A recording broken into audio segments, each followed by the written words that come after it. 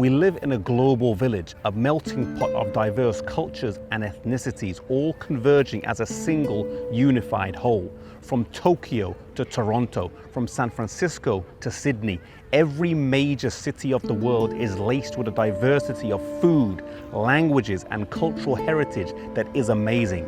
But even as we embrace this new sense of global community and connectivity, it's important to remember that in the midst of this diversity, there is a single thread that binds us closer than geography and proximity.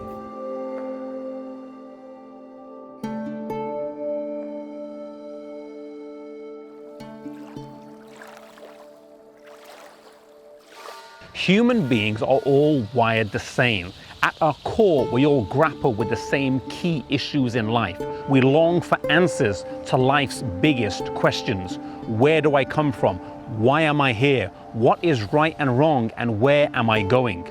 Culture, language, ethnicity, personal circumstances all shape our answers to these challenging questions, but the questions themselves remain at the core of our collective existence. They are universal.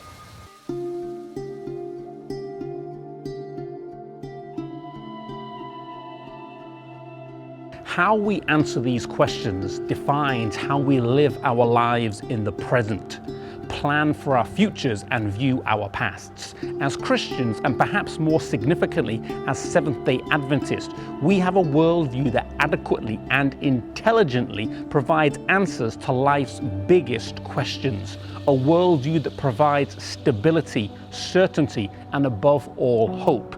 And perhaps that's the most significant thing we have to offer the world today: hope.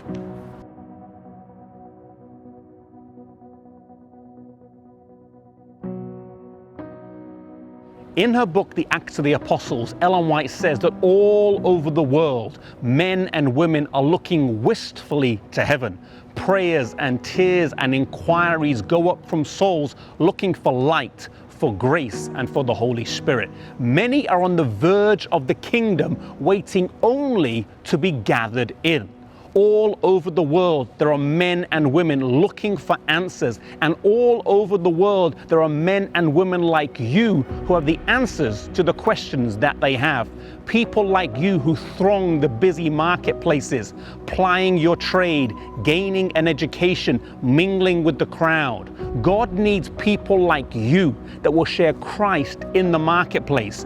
People like you that will blaze a trail into the deepest reaches of society and offer a message of hope, purpose, and certainty to those around you.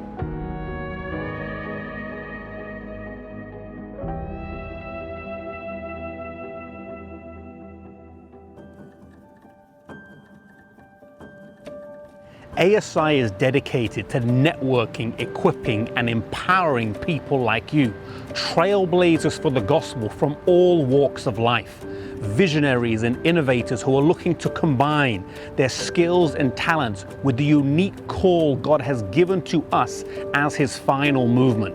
A call to prophesy again before many nations, a call to take the three angels' message into the marketplace in this generation.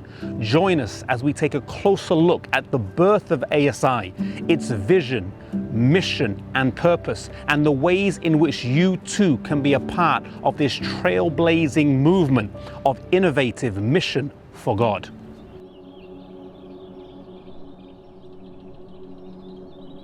On a warm summer's day in June 1904, the steamboat, the Morning Star, pushed away from the landing dock here in Nashville, Tennessee, and headed up the Cumberland River.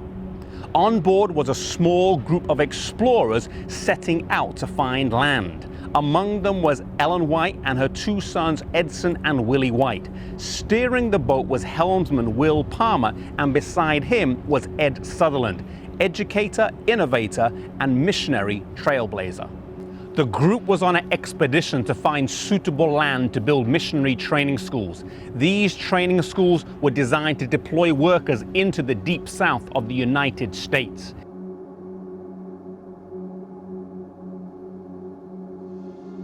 On board, Sutherland and his partner McGann had just quit their jobs at Emmanuel Missionary College in Berrien Springs, Michigan, in order to embark on this new venture. When they were a few miles out of Nashville, the Morning Star broke down right near this spot. Providentially, they had broken down on the edge of the Ferguson-Nelson Farm, a large but unpromising spread of land near Madison.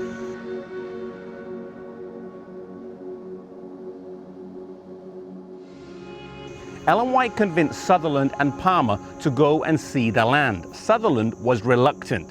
He had seen the land before and was less than impressed with its rocky and barren terrain. Ellen White, however, was adamant that he needed to go along, and he grudgingly obliged. When they got to the land, Ellen White told Sutherland she had seen it in vision, and this was the land they should purchase for the training school. Sutherland's heart sank. He protested that it was far too big and far too expensive to be considered, but Ellen White remained adamant. This was the land. When Percy McGann came on board a short while later, he too did not like the prospect of buying the Ferguson-Nelson property. The land had been used as a slave trader's headquarters before being abandoned and falling into disrepair. It was the roughest, weediest, most miserable plot of land that either of them had laid their eyes on, and yet inexplicably, God through his messenger was urging them to buy it. McGann and Sutherland had reached a crossroads in their quest to establish an innovative missionary outpost.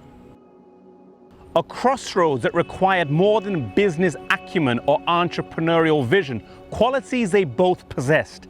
Instead, the decision they faced required them to take a leap of faith based on divine counsel. How would they respond, and what kind of impact would their response have on shaping the future of missionary endeavors in the Adventist Church at large? Sutherland and McGann wrestled with the decision before them.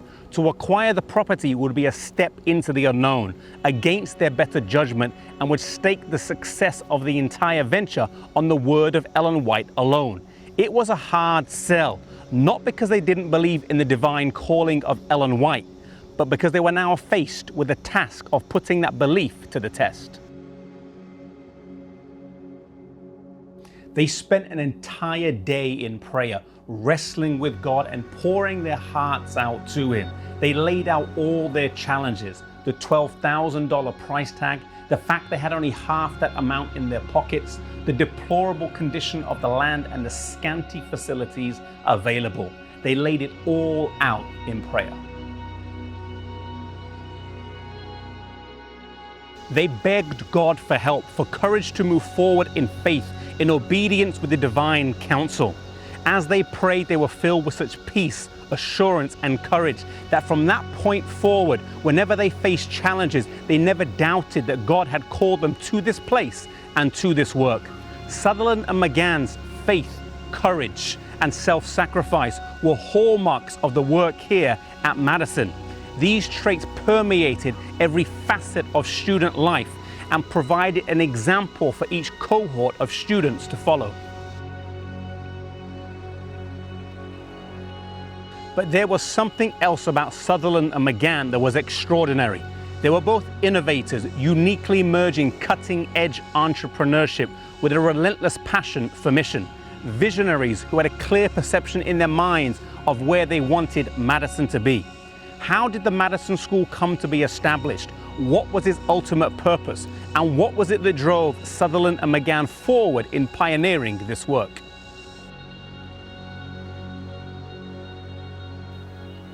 As Madison began to educate young people, very quickly there began to be a stream of people from Madison going out and starting things. They started healthcare institutions. They started schools. They started elementary schools. They started businesses, actually. They would go out and start a business, and soon they would begin a church in their home, and soon they would be building a church in that community, and soon they would have a business employing people and a church constructed there, and the work of God would be planted in those communities. One of the unique things about Madison was that it encouraged its students to go where there was no other work happening. Now today we kind of look at that, we go, oh, that's a little scary to go out where nothing's going on, where you can't just go to the church and attend the church and sit in the pew.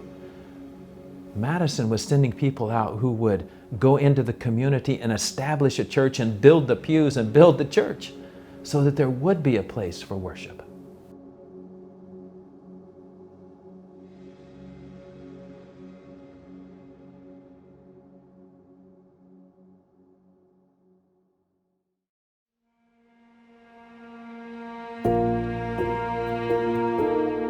Madison College was established in 1904 under the direction and instruction of Ellen White. God directed them to a piece of property there that they really didn't even want to have because it was rocky and the fences were broken down and the equipment was rusty. Somehow God has this sense of humor. He takes the things that look like they can be used for nothing and He makes something out of them. And I think that's what He wanted to do at Madison, because He wanted to show, if you can do mission work here, you can do it anywhere. It was not beautiful when they went there, but it was beautiful because of what it produced. Young people who knew how to go out and earn a living with their own hands and share the gospel at the same time. At Madison College, one of the things that was evident from the beginning is that they had to earn their own way. They sold eggs, they milked the cows and made butter, they farmed the land, and whatever they had that they had grown, that's what they ate.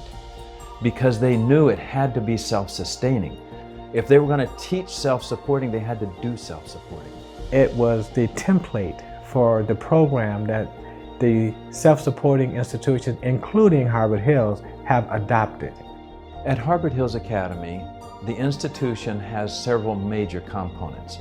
We have the educational work, and the educational work, we believe, should include practical hands-on training. Therefore, the industries that we also have. Harvard Hills Academy owns a 49-bed nursing home. That 49-bed nursing home is a fully licensed and accredited facility in the state of Tennessee to provide care for senior citizens who need more care than they can receive at home. And outside of the nursing home, we have Harvard Hills Bread of Life Bakery, where we bake breads and cookies for both the school and the nursing home, and students are involved in that work. And then we have a pretty extensive agriculture program. We're building greenhouses as we speak and growing vegetables year-round. And so students are involved in all of these industries that we have on school. These are the ministries that help support the school. We also have a radio station on campus. It's really an outreach to our community, but it's also a training tool to help young people. In addition to the practical training through the industries, we have vocational classes in auto mechanics, and woodworking, and digital photography, and medical missionary, and food service, teaching them these vital skills that they need for everyday life. It's an opportunity for young people to learn how to serve other people, how to be responsible, how to be punctual, how to be dependable, how to be good at their job, and how to be a service to mankind. I grew up in a public sector where it's all academic. I did not have a problem with getting an A. Book work, easy. But when I went to college and I had to apply that to other things, I could not do it. It was hard for me because that practical application was missing. Here at Harvard Hills, we teach the practical application along with the academic, how it can reach one so your mind can reach the higher standard. So our goal is that our students, whether they go in the mission field or whether they continue on to higher education, is that they will be rooted and grounded and close enough to the Lord that they will be able to sustain and survive. And this school is equipping them that whichever direction, based on their passion of what they would like to do, when God called them, they are fit with the tool.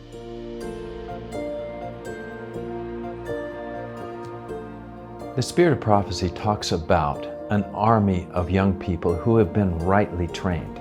If we're ever going to have an army of young people rightly trained, we're going to have institutions that are training rightly. Not only are we training students stateside to go out and spread this message and carry it along with them, but now we're sending students all over the world We have students here from probably 16 different countries. I believe that God has a plan for the work of education around the world, and it is to establish schools like Harvard Hills Academy in every country of the world.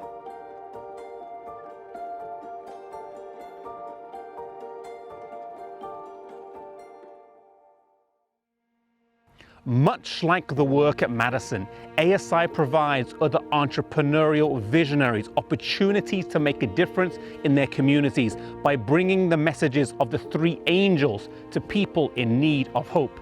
From a mission station in Tanzania to a local business in Boston, here are some stories that showcase ASI's passion for cutting-edge mission.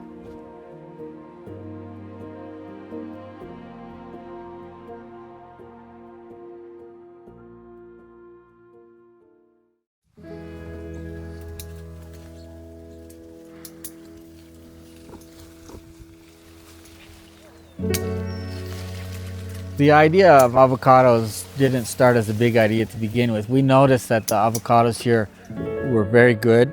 The taste was superior. We decided to try it on a small way. We thought local market would like them. And so we planted different varieties, several hundred trees.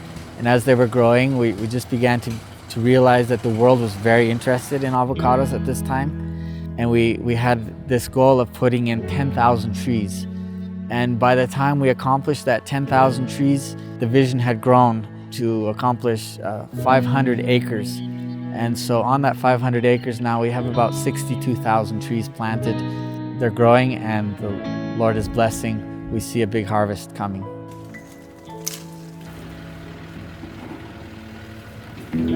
I have to say I'm not first and foremost an avocado farmer. The only reason to be growing avocados and to be doing this business is because we want Jesus to come and we need means in which to accomplish the spread of the gospel. Kibidula Mission is situated in the southern highlands of Tanzania, and I like to think that we are here to spread the light like God would like us to, through different means, education especially. And this takes on different forms, like reaching our young children from the surrounding villages to the vulnerable youth, those who have failed to progress in secondary school due to poverty or discrimination against the sexes, whatever they may face. But we also train older people to be lay missionaries in unentered areas of this country where it's so hard to raise up churches and start new companies for the Lord. We have health evangelism training. We do printing, distributing of tracts and publishing books, partnering with sister ministries as far as Poland to be able to get these books out into the hands of people of this country. Because it's a program that is run by laymen, mostly we are trying to do what we can to support it by generating some income from within the program itself. For example, for now we have embarked on the Avocado program. With so many people growing avocados, the question comes to me over and over, are you not worried that the market is going to get saturated? Another providence of God is our climate is such that the avocados harvested here are off-season. You know, God gave us the right elevation, the right water, the right temperatures, that our avocados actually mature at a later stage than most of the avocados in the southern hemisphere. So our prices never drop. They're always fairly consistent. All these years, we all had wonderful avocados growing in our backyards, never thinking that this could be that elusive self-supporting industry that we've been searching for so long. Every avocado produced supports mission work here, whether it's a tract that's being printed, whether it's a student being received for free into our schools, whether it's a lay missionary receiving training to go back into an unentered area to raise up a company. Avocados. Who would have thought? Avocados have taught me a lot about depending on God.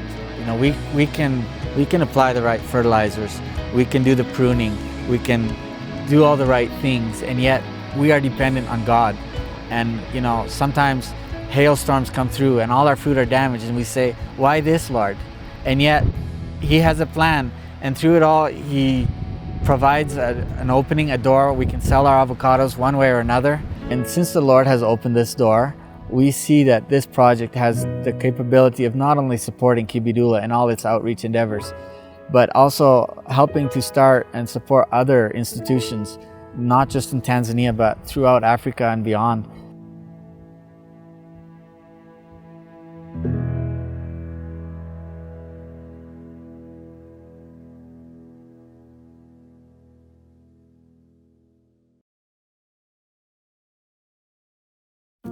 Yes, we have food. People come in, people want food. Food connects people. Our goal is to teach, to educate. So when they come in for food, we would also have workshops. So we listen to the needs of the community, and we're here to serve and to teach. And so we've been fortunate enough to have the space to be able to have large groups. We've had up to 45, 50 people in a given session. As you go on and you start to know people, they walk in the door, you're like, I know your order, let me help you. And there's certain small things that you could do and they appreciate it, and they're like, you actually really helped me through my day. And I think small things like that, you build up to having a relationship that you can bring more of a personal stance of yourself to them. It's not necessarily walking around, oh, I'm going to preach to this customer or I'm going to hand out this flyer. I think reaching the marketplace means finding any way that you can reach those who you come in contact with, finding a way to connect with them. And whether it's through a service you provide or a service they provide, I feel like we're in a marketplace all the time, really. And I think that's a place where we're able to use whatever skills God gave us to reach out to people, even if it's in the simplest of ways. It doesn't have to be a Bible study, it doesn't have to be preaching. Reaching in the marketplace is really just using what God gave you and what you're able to serve with, and finding a way to reach versus waiting for people to come to you. What I found here in this line of work is that you have so much time with people and they come to you and you build friendships, long-lasting friendships. And through that, they are witnessing your work. They're witnessing God's hands in your business or ministry. And I've witnessed it. People have come back and have questions and are open, their hearts are open. So for me, my experience has been that it's just through demonstration and through showing them what you're doing that people are paying attention. When you're in your business or you're doing an entrepreneurial thing, whatever you're doing, I think what helps is when you just stop and focus on, how can I minister to someone from a place of selflessness, or how can I operate with selfless ambition?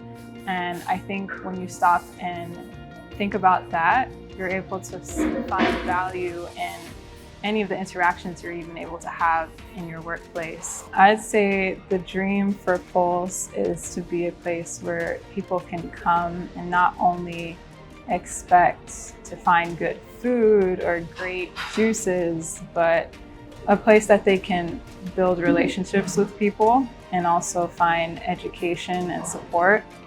People being able to come in and share their struggles with health and seeking help.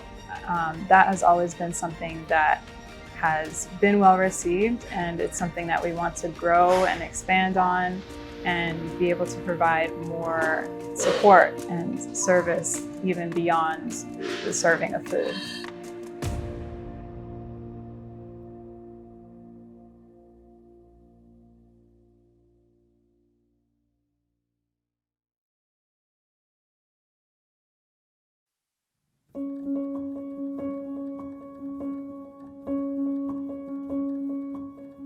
It's amazing how years of lifestyle have really degraded the human body, but it's amazing how God has designed the body to respond to the things that He has designed to respond to. And the lifestyle that is taught here is quickly responding in the anatomy of our body, and it just changes things. People's strength increases. The numbers, of course, that we test in the lab all change, and it's so encouraging as people look back just in the 18 days and see how they have grown. Many of the people are blessed by sharing their struggles, and when they see that certain problems that they had in their bodies are resolved by God's grace using natural remedies, that is one of the greatest blessings for me to experience, to see how God is healing people real time with natural remedies. To go with them in the sauna and sing with them, especially scripture songs or hymnals. I love to do that because I have seen that the atmosphere around them changes. People often come for the lifestyle diseases, things like diabetes and high blood pressure and high cholesterol. But you know, people come and they don't realize sometimes that they're coming for another reason. We have a very strong spiritual component to our program. And we find that patients come and when they leave, they say, you know, I came because I thought I needed this, this, and this, but I really found that getting a closer connection with God, having a spiritual revival was the best thing for me. That we have a creator that made us, that the creator understands the best fuel for our physical equipment to run on, and the best thoughts for our brains to be thinking about, and an attitude of gratitude that is all part of the Judeo-Christian or biblical worldview. One patient in particular that I'm thinking of came with a very, very high triglyceride level, over 1,000. And they were taking medications and multiple supplements. This patient told me that every Sunday they would spend over an hour bagging up the supplements for every day that they had to take during the next week. And so we stopped the supplements, we tapered them off their medications. 18 days later when they left, their triglycerides were lower than 200. So they dropped over 800 points in their triglycerides in just 2 weeks. And that's coming off the medicines. That's a total miracle from God. You know, I tell patients, I've been here now for 9 years, and for 9 years I have not taken a salary. You know, I am actually the best paid person on campus because I get paid in miracles. One of the things I hear a lot as chaplain is the guests are surprised how much prayer is had here. You know, you have a lot of people that are here that are hurting, they have different ailments, different issues, and they'll go to the doctor and the doctor will pray with them, and they're always very impressed that their doctor prays with them. Then they'll go to the hydrotherapist, and the hydrotherapist will pray with them and counsel them and give them Bible verses and promises. And then the massage therapist will pray with them and give them promises and words of encouragement. The nurses will pray with them. And so by the time they come to me and have a counseling session in the morning, I hear that a lot. You know, wow, God is in this place.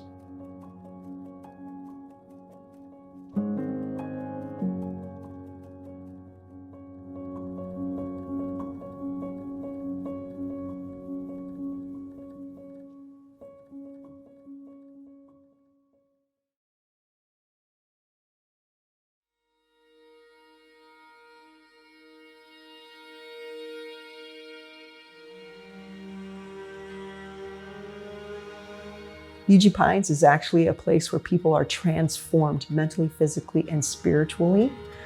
Not only is it for the guests that come here for physical health, but also for the people that come here to be trained as gospel medical missionary evangelists. We train people in 3 main elements.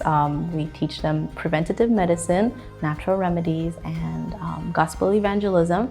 And the goal, I believe, is to train medical missionaries to take the gospel to the rest of the world.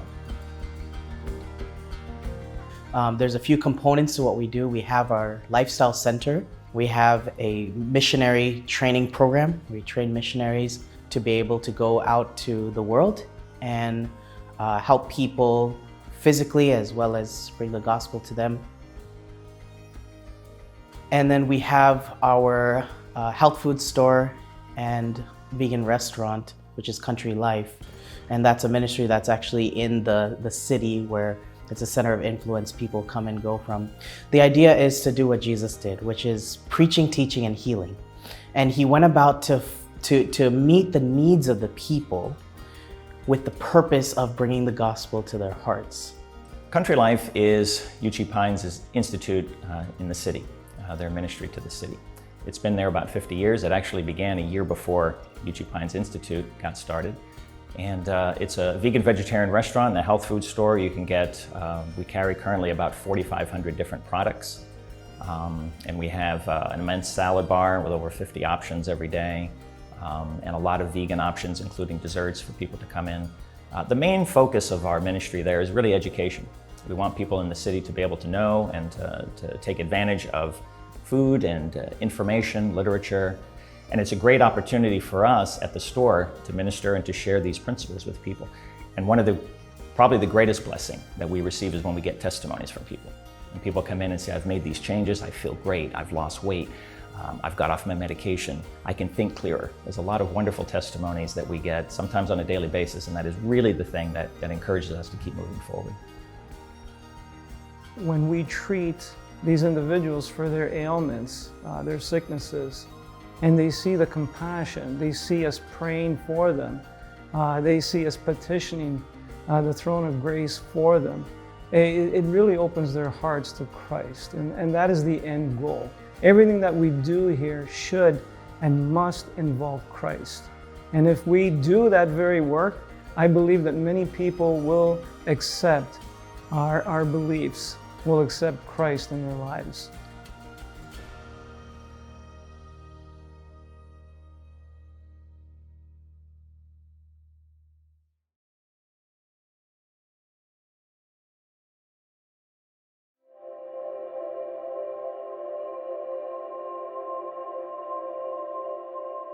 Wildwood is a medical missionary training center for students that will hopefully circle the globe. It's a ministry that trains people to be involved in health ministries and to train people to travel around the world, starting up these different health ministries. But it's also very involved locally with our clinic, our lifestyle center, our natural food store. We have an organic farm. And so we're very engaged locally, but we're also training people. People come actually from around the world to Wildwood to kind of get a vision for setting up a ministry kind of similar to that. The main goal of this type of work is to prepare a people for the second coming of the Lord. And as we do that, we minister to them health-wise. As they are touched in their physical health aspects, their hearts become more open to have a more vibrant experience with Jesus Christ. We believe that He is the healer of all our diseases and He forgives all of our sins. And so we help people to realign their lives and come closer to the Lord through this whole program. We're a center that tries to help you with your mind and your body.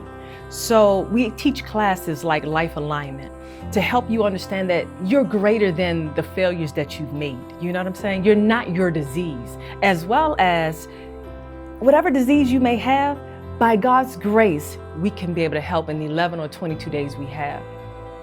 So we also have a store here. We call it the Wildwood Natural Food Market. We have students who are Bible workers who end up working in the store as the checkout person. Sometimes I may walk into the store and maybe I'm having a rough day, things are not going well. Well, when you have someone who is able to see that, hey, this person looks a little bit sad, and they're able to talk to the person, they're able to even at times pray with the person, that makes incredible difference. That's thrilling to me. It's just really exciting to be part of something that you know is heaven's specific message commission to be done. People are so stressed in the cities. They are filled with a lot of pain, a lot of suffering, a lot of disease. And to have just a sanctuary that they can come out to and be surrounded by loving people. You know, so many people are not loved in the world. And to come to a facility where you're not treated like a number, but you're treated like a person, and you're prayed for, you're surrounded with love and support.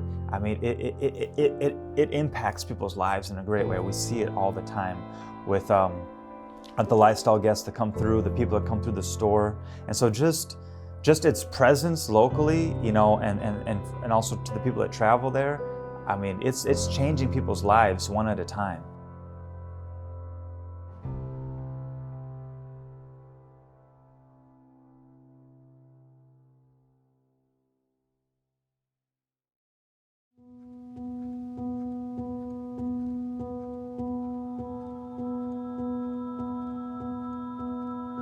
Taking a look at the work that is being done by ASI pioneers around the world at present compels us to ask about the organization's past. How did the Madison School from its humble beginnings morph into a network of mission-minded entrepreneurs and professionals? In order to answer this question, we need to take a further look at the story of Sutherland and McGann and pick up where we left off, looking at an image of two men facing down an impossibly run chunk of land and taking a monumental leap of faith. After some haggling and cajoling, Sutherland and McGann purchased the Ferguson Nelson property for $11,000 and took over possession in October of 1904. The school, which they named the Nashville Agricultural and Normal Institute, opened its doors to students not long after, with a cohort of just 11 students. Sutherland and McGann's unique vision for the school incorporated several different aspects, including a school, a sanitarium, and a farm. It came to be known as the Madison School and operated as a self-supporting organization and sought to train, equip, and deploy self-supporting missionaries. The school operated like a large family where everyone was expected to participate in the daily operation of the farm. It was quite normal to see McGann, the college dean, operating a team of mules plowing the field, while another teacher would drive a wagon into the nearby town to sell freshly churned butter made by E.A. Sutherland, the college president. Students who couldn't afford to pay cash for tuition could work on the farm in lieu of payments. This meant that the college had to raise its funds by selling produce or by the generous donation of patrons. Students were expected to work 6 hours a day in one of the college industries in order to meet school expenses. The majority of students coming to Madison expected to be teachers or health workers in rural communities in the South. And about a year after the school started, the first missionaries went out to set up their own outposts. Groups of Madison alumni banded together and formed several small, self-supporting colleges that were fashioned on the Madison model. These schools served their local communities by offering numeracy and literacy classes for the local children, as well as health education for the adults. By 1915, there were 39 self-supporting groups spread across Tennessee, Alabama, and North Carolina, forming a network of innovative, self-supporting missionary startups, making inroads into their local communities. In many ways, Madison set the stage for innovation in mission in the Seventh-day Adventist Church. And not only that, it also facilitated and empowered lay-driven mission initiatives. Years later, when Adventist Laymen's Services and Industries, better known as ASI, was formed, it too embraced these same core values: mission, innovation, and self-sacrificing commitment, all driven by an empowered and well-equipped laity. At the heart of the Madison model were a few key principles: the importance of faith in God's word and sacrifice, the importance of innovation and entrepreneurship within the context of mission, and the importance of an empowered and engaged church membership readily sharing Christ in the marketplace. When you look at the Madison model, you cannot help but think about the modern day startups and entrepreneurships. In what ways was it similar to these creative industries and businesses? In what ways was it different? And what can we learn today about the importance of innovation in mission? But there's another aspect we need to consider. Thrown into this mix of innovation in mission are the inevitable statistics that we need to face. According to the United Nations, 55% of the world's population now live in urban areas or cities. That's just over half of the world's population crammed into the confines of major cities. But there's more. Almost 58% of the world's population now has access to the internet. In fact, we find ourselves going online more and more in search of information and answers. And finally, only 50% of the world's population have access to adequate healthcare. So in a nutshell, just over half of us live in cities. We have more access to the internet than we ever have, but almost no access to adequate healthcare. Given all of this and considering our unique mission as Seventh-day Adventists, how can innovation in mission prepare us to meet the changing face of global society? How can these statistics prepare us to meet the millions who so desperately need to hear the gospel?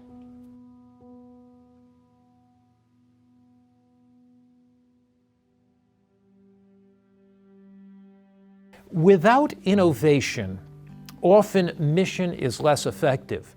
Without mission, innovation simply is human endeavors. So when you blend innovation and mission, you have the best of both worlds. You expand the gospel through innovation, but the function of innovation is not innovation for innovation's sake. We're not seeking for relevance, we're seeking for success in the kingdom of God.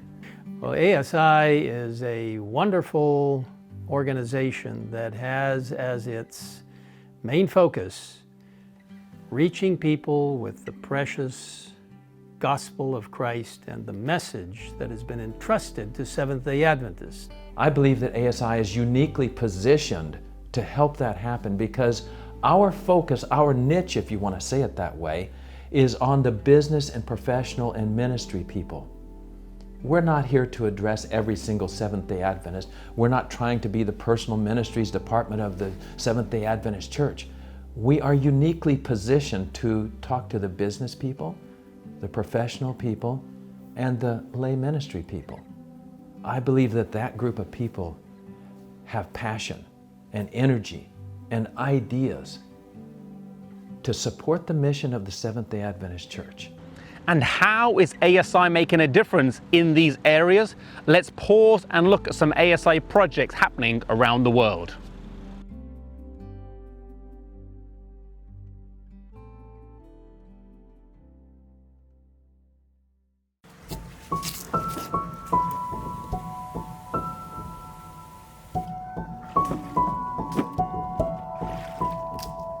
Riverside's in a very unique location. We're south of the capital city of Lusaka, and we're actually right on the river, right at the base of the cliffs. That location provides us with ample water on the edge of an area that's quite arid, very bushland. And so we've got beautiful soils. And because of the dry season, during that dry season with the irrigation, it's almost like being able to grow in the biggest greenhouse you've ever imagined. To give an idea, this year we'll produce 5 million pounds of bananas. And that funding is what allows us to bring students, and their teachers are paid for. So the cost for them is honestly in most cases less than the food that they'll eat while they're here, which is really an exciting thing. It reminds me back to some of the stories of Madison and the students coming with $5 and depositing it, giving their $5 when they leave. We're not quite there yet. But there's a significant contribution from industry to the educational process here. So Riverside's really a combination of things. We do a lot of education, both for adults and children, and then we also focus a lot on evangelism. Those really go hand in hand. So that's the core of what we do. And in the process, obviously, we have a farm and we grow a lot of bananas, wheat, soybeans, and other crops to help that happen. It started as a small, few fields, few houses near the river. The property is 1,200 hectares. For those who are in the States, almost 3,000 acres. And it started there. They were growing some maize, some wheat, some sorghum in small amounts, running water up a hill, down through these ditches to try to irrigate. And then at some point, one of the guys said, hey, let's try bananas. And Riverside was actually the first place in Zambia to try growing bananas commercially, and did it on a small scale, but the first to do it. And maybe 10 hectares of land being done at the max at that period of time. And so today we're up to 38 hectares of bananas. So one of the things that bananas really contributes obviously is income, but you think of, for example, a lot of self-supporting projects. We call ourselves self-supporting, but we're really donor-funded projects.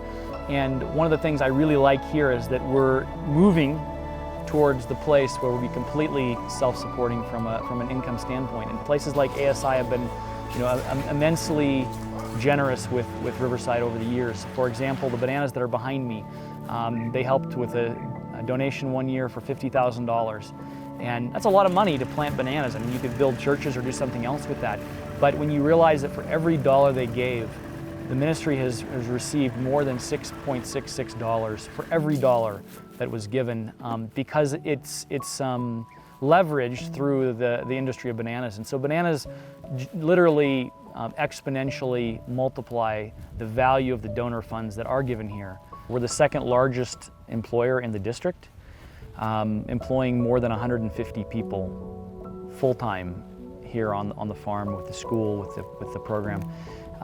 And with that comes significant sponsorships in education, obviously money for food, clothing, but also we've been able to impact people through the training program that's connected to the work.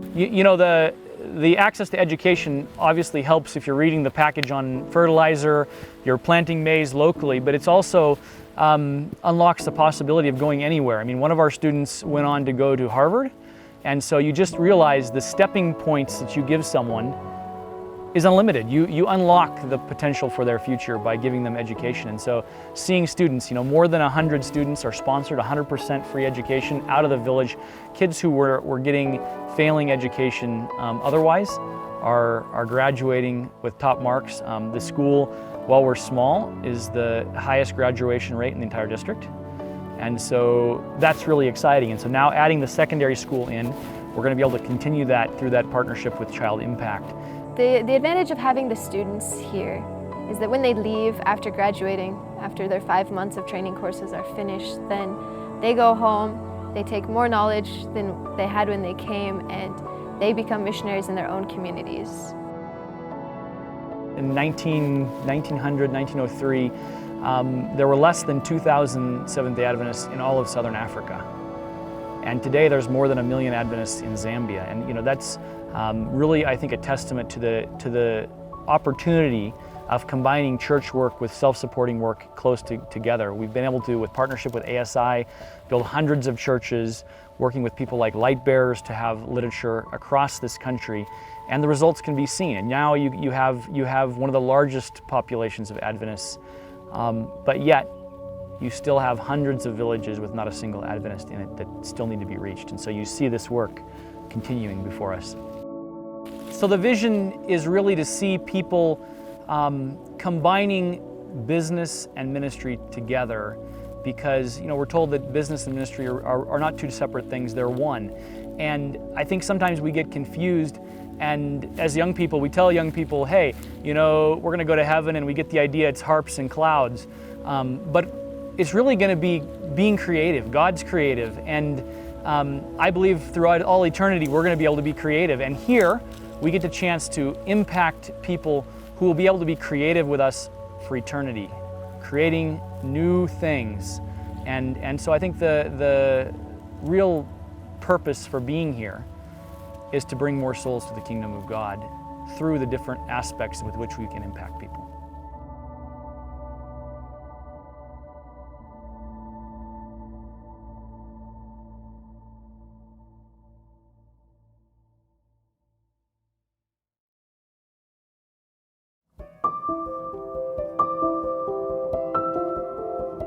I'm Andrew Schmidt, and I'm from Lexington, Kentucky. We have a small business that we make machines for the textile industry. We make machines that put on buttons and snaps onto garments, pants, tarps. My father actually started in New York City with his father and mother, and they didn't have hardly anything, but they worked really hard, saved, and started a little machine shop in their basement. And my grandfather was very sharp, mechanical, and he and my father was able to design small machines and get some business that grew into larger accounts and business, and eventually moved to Lexington. I think my parents placed a desire in our hearts, my brother and I. We saw growing up Dad's passion for sharing Christ. Dad took us when we were younger out sharing literature. And we would go door to door and actually knock on the door. And someone would come to the door and he would offer a book and offer for Bible studies. And there were times that they took him up on that offer and we would go back every week. Obviously, as I grew older, I realized as well that in the business, they always took advantage of being able to talk to people or share a little book here or there. When my father, when we started sending equipment out, he set a lot of it up. And so as he was in the factory, he would have opportunities to share books with the mechanics or with the owner. So he's always seen that as just a way to pay it forward for God. I mean, God is basically, in essence, gave him or them the business, the brains and everything. And I think through his example, he showed us that whenever you can, you want to give back to God. You know, we have on our music that's put on hold, we have Amazing Grace and Christian music that's usually playing. And I've picked up the phone before and the lady on the other end said, you know what, that was Amazing Grace. I haven't heard that since I was a little girl. My grandma used to take me to church and I haven't been to church since I was little. And it made me realize I need to get back to church. So just, those are simple things you can do, but they make an impact. And with God's blessing, they reach the right people. We have placed this business into God's hands, and He brings people. And I feel like we have the opportunity and also the responsibility to let them know who Jesus is and what He has done for them. In other words, it's not so much important what I say, but what they see in me. That's important. God has brought us where we are. Okay, He has helped us. He has given us the business and the opportunities. And so wherever we have that business, we share what He's given us. The way we look at our business is we realize that God is blessed, whether it was through my grandfather and father in the ideas and the engineering, in the marketing and getting customers. All that is not because we're so smart, but it's God's blessing. And so whether you're a doctor or own a car manufacturer or whatever you do, I would say, God gave you that. God blessed you with that. And the least you can do is give back. We have a sphere of influence that other people don't have. We have relationships with our customers, with our vendors, that our pastor doesn't have and the evangelist does not have. And God asks us to take the tools right where we are, not lay them down and go to church and work for Him, but right where we are, to pick up whatever we have in our hand and be able to use that to share for Him.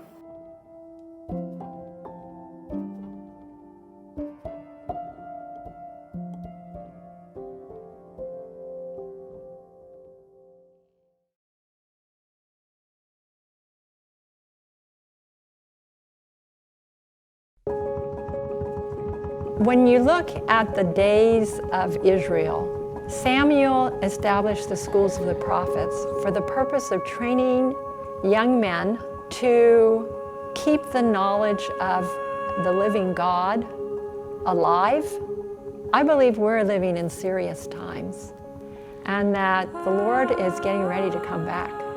But there needs to be young and old who will sound a clear message calling hearts for repentance and for faithfulness. And I believe that's one reason our schools are established. Washita Hills is located in sort of like the foothills of the Ozark Mountains. And so it's just a setting where we really have our minds on the Creator who made all these things.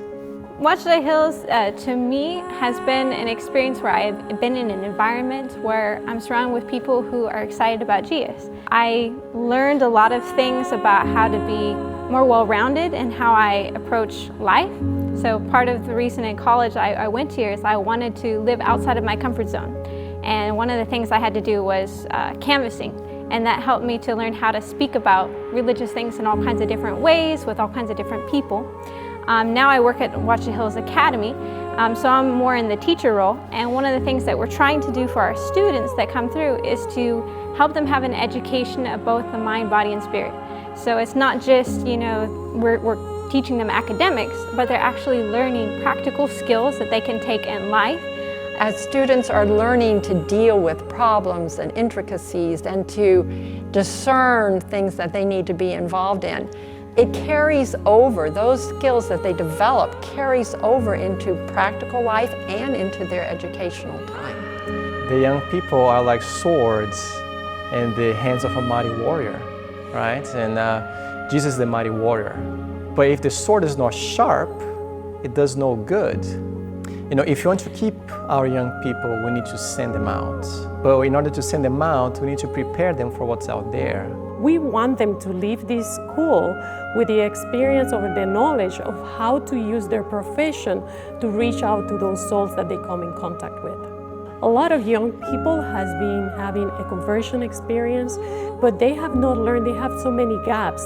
And we have the opportunity here to help them grow and solidify their beliefs. And not only that, but also to develop skills that can be used in a professional world. So in the college we have 4 programs. We have a business degree, 2-year and 4-year program, and we also have education, both elementary education, secondary education, and then we have a music program that we just started, music majors. And also in the religion department we have 3 programs. We have the associate degree, 2-year degree for personal evangelism, where we train Bible workers and canvassing leaders. And then in our 4-year program, we're training either pastors or pastoral evangelists or missionaries. We have the biblical studies where you can have a minor in business and other things.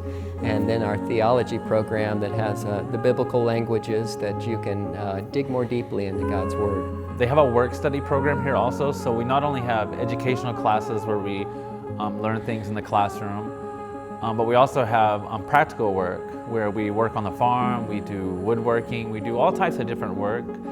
And so it's really nice that we can take what we learn in the classroom and put it to practical work here on campus, our work study program, but also on the canvassing field with ministering to people. At the last days of Earth's history, we are told that we are going to have an army of youth that are rightly trained, that are going to take the gospel to the world in that generation. We're living on the cusp of that time, I believe. Messages to young people says, as a young person, what are your aspirations? Do you have high aspirations? And many times we can be like, oh, it's not good to have high aspirations, be like the president or being in Congress. But when you are able to have Christ as the focus of, I want to work in the government or I want to work in enterprises, the gospel is able to go in places where many times it's not available to go. Yes, we do need these schools around the world. It is a necessity, and I believe that the Lord will smile on us greatly if we make this a priority.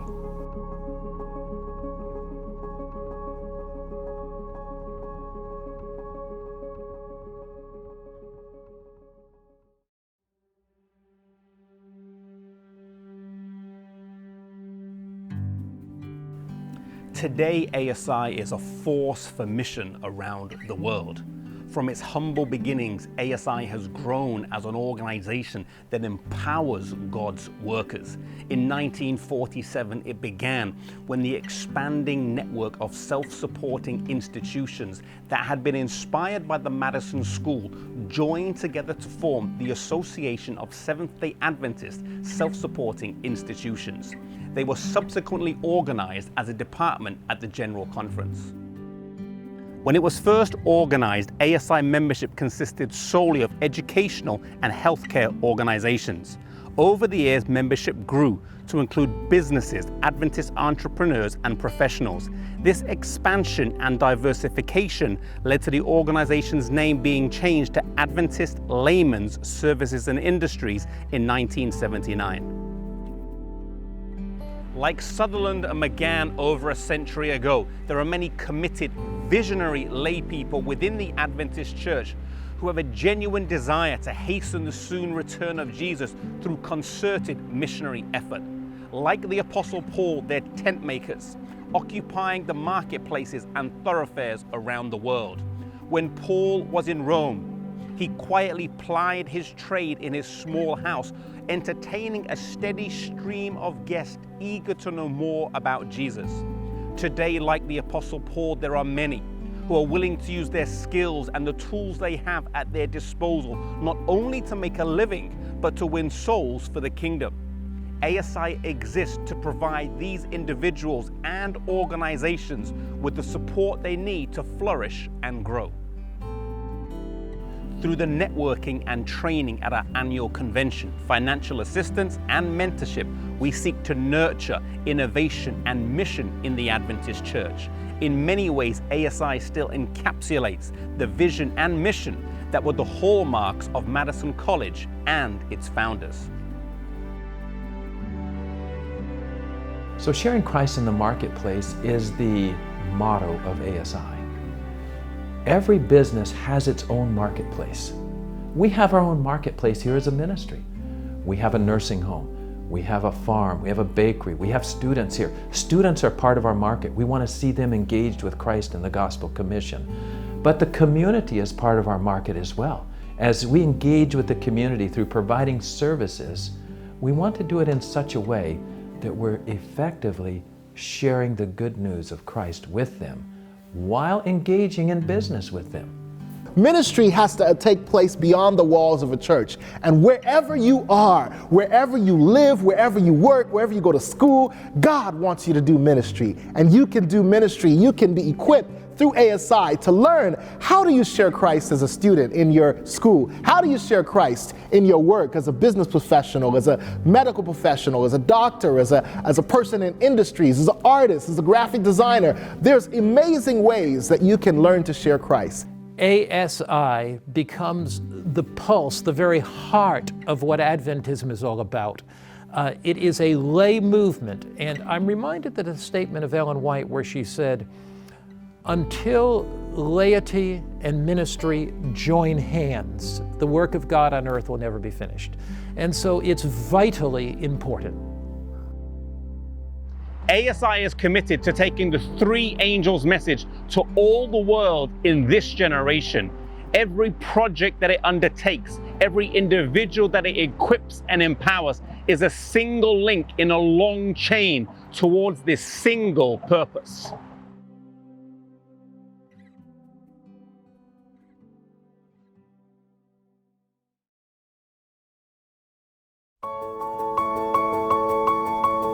My name is Denzel McNeilis. I'm from Dodge Center, Minnesota, and I am a banker by trade. Me as being a businessman, I thought that my first job was to make money and give it to the church and let the professionals do the work. I didn't realize that there's this whole opportunity of sharing Christ in your own marketplace. And so I just get inspired by my own brothers and sisters that are involved in business, that are doing not just giving money, but they're giving. And don't get me wrong, you need to support the church. You need to be giving your money because that's part of who you are. But the real focal point is, what are you doing besides giving your money? That's where it really comes down to. Where are you sharing Christ? Where are you giving your own personal Bible study? Where are you being involved? Because let's face it, the Lord doesn't need our money because He has it all, right? What He needs is us. And what we need to do is be giving not just of our money, but of our time.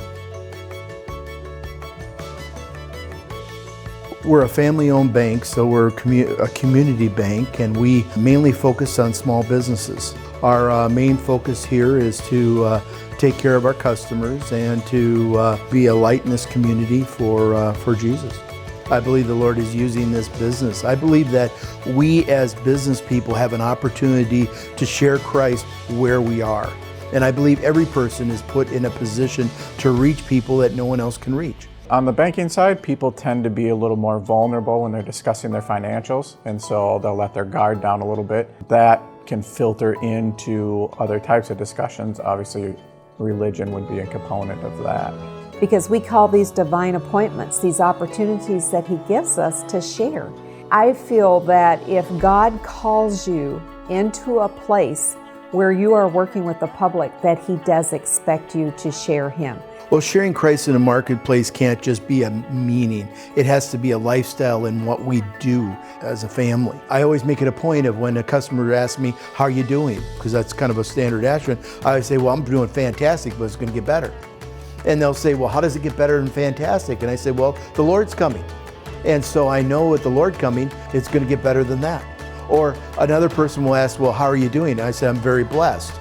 I had a customer say to that to me, he goes, that's right, you're a Christian. I really would like to talk to you about your faith. Can we meet and talk about your faith?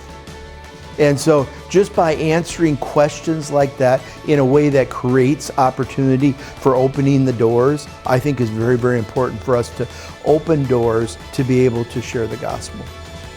Our friend Dwight Hildebrand says it best. He says, once you share Christ, it's like a disease and there is no cure. Because you want to do it over and over and over again because it's such a joy.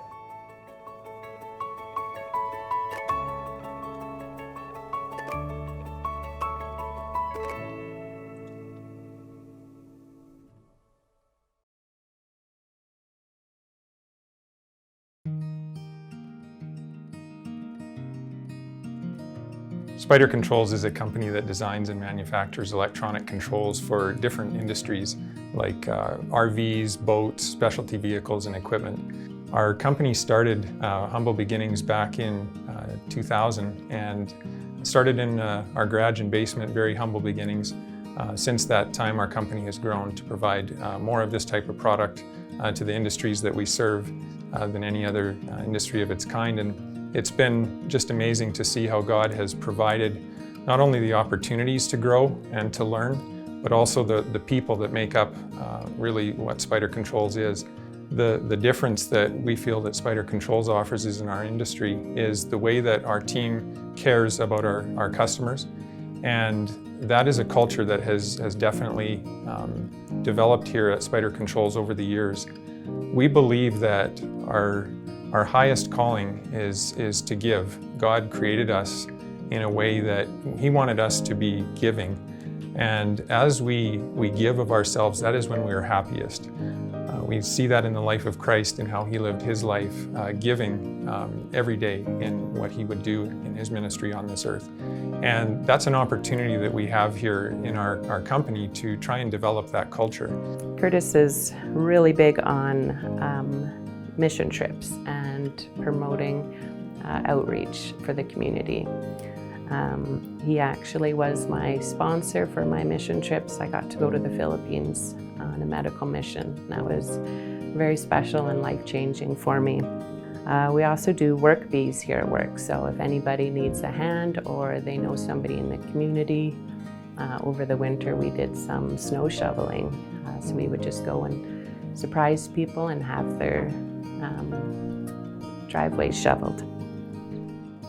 You know, it's interesting how the culture of living to give is gone beyond the walls of our business here, and it's something that has definitely impacted our customers.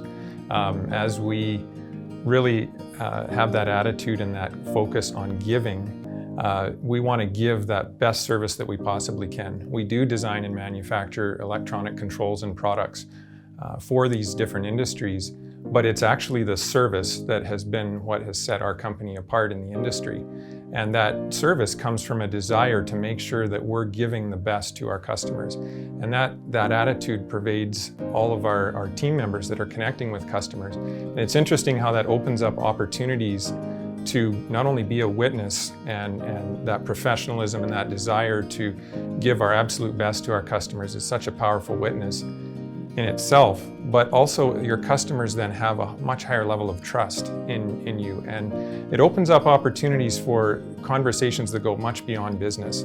We have the opportunity as your customers develop that trust in you, they open up to things that are going on in their lives and the opportunities that come out of that to pray together and to maybe just share a need that they have in their lives that we can lift up in prayer and even bring back to our team to pray about.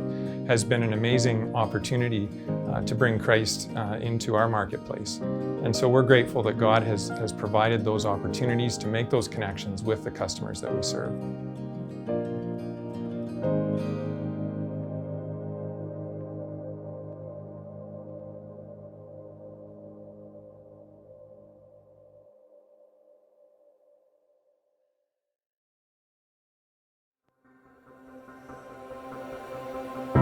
In 2011, a study was conducted. For every 10,000 people in India, there are only 20 health workers. That includes physicians, nurses, and therapists. It's a big problem in India. I had a privilege of going and attending Wildwood Lifestyle Center in Georgia, USA. And I did my 6-month program and advanced course there, which has really transformed and touched my life. And I could see how powerful this medical missionary work could be used, reach out to other people and touching their life and changing their life. And I see people coming with so much of suffering in the lifestyle centers. Their life have been transformed in a short time of 10 days or 21 days. And when they go back, I could see such an impact. And I wanted to have the same thing happening right here in India, where there is so much of suffering in disease. People are actually dying with a sickness which they could easily prevent or easily they can reverse. And it's not because the resources are lacking, but because the basic knowledge is not there for them. So one of our dreams as we work with light and health coaching in India is that more of this basic healthcare knowledge of how to take care of our bodies, what foods to eat, simple remedies of hydrotherapy and massage for the people who work all day and night and have tired bodies. All these things that we have grown up with and we are exposed to can also be shared with them through the training of light material. That way they can also live healthier lives, and they will also have true and proven methods that God has given us to have more whole and fulfilling lives that are free from the suffering and disease that the people here face. We train and equip people to become as medical missionaries. We have them go and establish their own center and build network among all the other ministries as well that are doing light affiliated schools or institutions. Our vision in restoration healthcare, in lifestyle coaching, is to branch out to every state of India, Nepal and Bhutan to make healthcare accessible to everyone that is in need of help. We want our clients to be personally connected with our coaches, that we can able to impact their life not just on physical level, even in their spiritual and also in their mental aspect as well. This is an enormous field that needs to be reached. The only way we could reach is Christ's method alone. The Savior mingled with men as one desired their good. He showed his sympathy for them, ministered to their needs, and won their confidence. Then he bade them, "Follow me." And that is exactly what we want to do with the help of our trainees and our centers.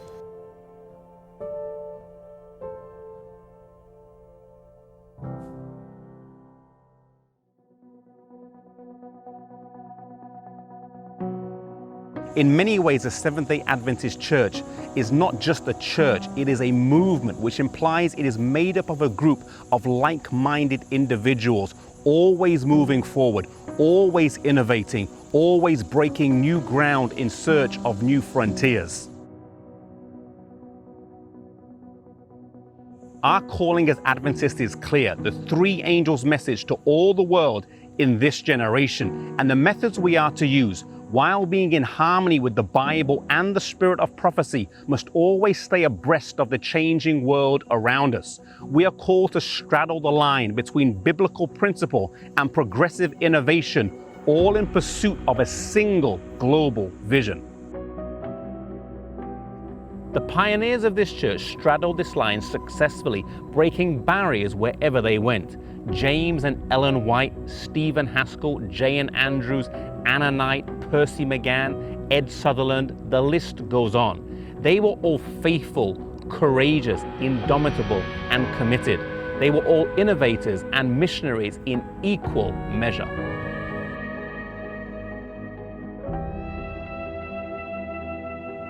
In Matthew 28, verse 19, Jesus gives each of us the Great Commission. He commanded us to go into all the world and make disciples in His name. The commission was not given so much to the church at large, but to each one of us as individuals. It is a call to total member involvement, a call to unequivocal mission-mindedness. It is a call to action. As you contemplate the work of those who have gone before, ask yourself what you can do in the work that lies ahead. Follow the calling that Jesus has made on your life and go forward committed and courageous, an innovator and a missionary, ready to turn the world upside down for God's glory.